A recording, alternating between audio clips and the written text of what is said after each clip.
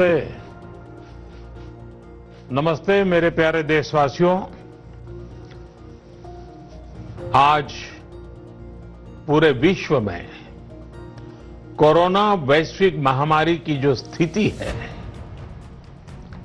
हम सब उसे भलीभांति परिचित हैं।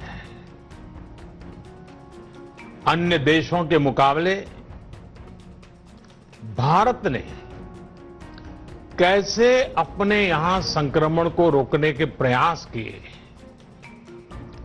आप इसके सहभागी भी रहे हैं और साक्षी भी। लीडर कौन खड़ा होता है, ये अग्निपथ तय करते हैं।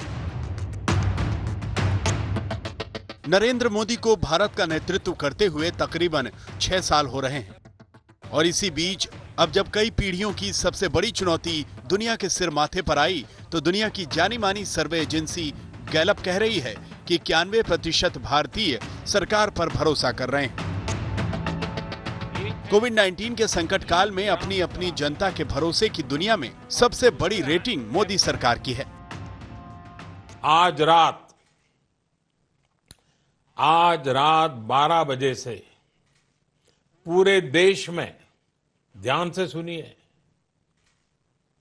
पूरे देश में आज रात 12 बजे से संपूर्ण देश में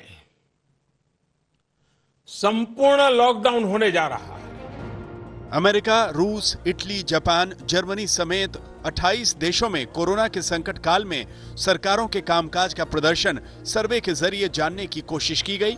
सर्वे में साफ हुआ कि मोदी सरकार को उसके हर एक कदम पर जनता का समर्थन मिला।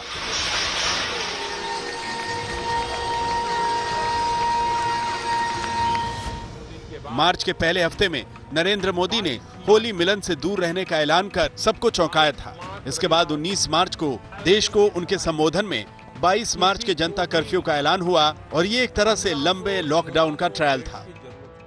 24 मार्च को प्रधानमंत्री ने 21 दिनों के लॉकडाउन की घोषणा कर दी, तो 14 अप्रैल को दोबारा आकर 3 मई तक लॉकडाउन को बढ़ा गए।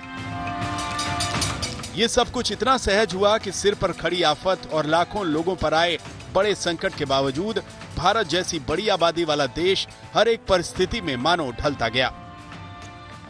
I have called on governments to put in place social welfare measures to ensure vulnerable people have food and other life essentials during this crisis.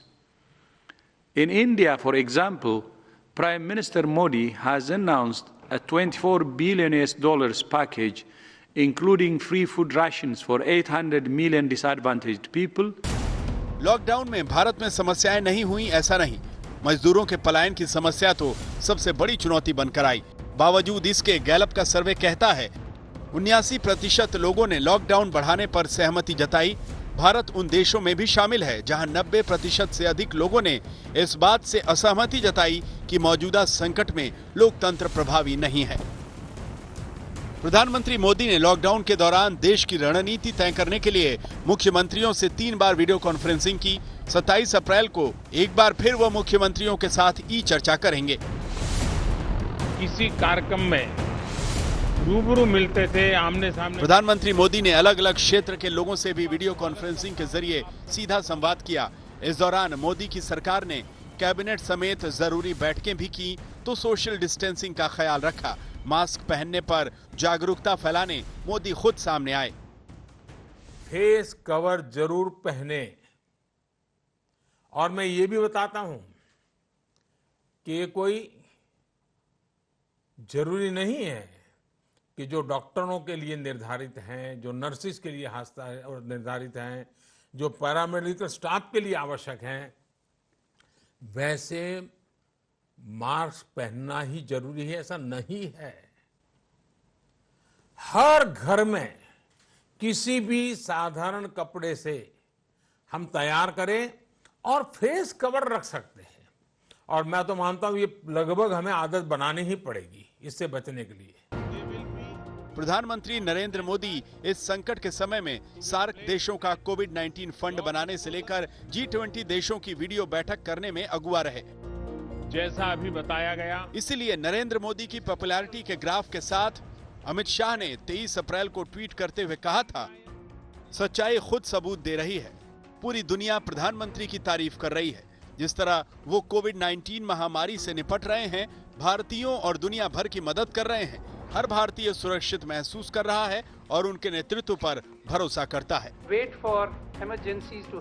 Modi सरकार में कोरोना काल के कामकाज पर सकारात्मक प्रतिक्रियाएं दुनिया से मिली, लेकिन ऐसा नहीं है कि भारत में विपक्ष उनसे सवाल नहीं कर रहा। कांग्रेस ने सबसे ताजा हमले में लॉकडाउन को नोटबंदी जैसा बिना योजना वाला करार दिया है। कांग्रेस अध्यक्ष सोनिया गांधी पहले ही कह चुकी हैं कि सरकार के पास 3 मई के बाद का प्लान नहीं है।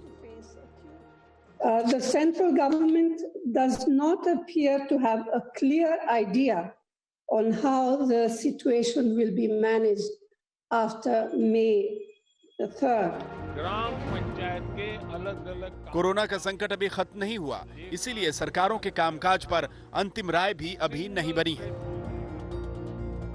हालांकि फिलहाल तो विपक्ष के सवालों के बावजूद प्रधानमंत्री मोदी संकट काल में नेतृत्व के मामले में टॉप पर हैं। आज तक ब्यूरो।